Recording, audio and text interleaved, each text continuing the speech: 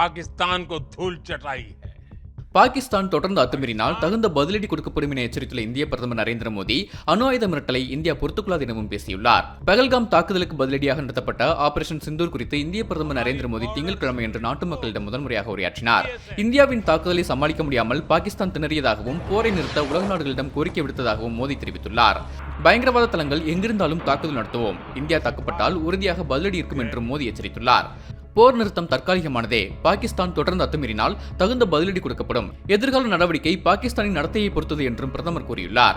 இது ஒரு புறம் இருக்க, சண்டை நிறுத்தம் குறித்து நேற்று பேசிய அமெரிக்க அதிபர் டிரம்ப், இது ஒரு மோசமான அணு ஆயுத மோதலாக மாறியிருக்கும், நாங்கள் தான் அதை தடுத்து நிறுத்தினோம் என பெருமிடன் குறிப்பிட்டிருந்தார். போரை நிறுத்தாவிட்டால் அமெரிக்கா இரு நாடுகளுடனான வர்த்தக உறவை முறித்துக் கொள்ளும் என அச்சுறுத்தியுடன் தான் இந்த மோதல் முடிவுக்கு வந்ததாகவும் டிரம்ப் தெரிவித்துள்ளார்.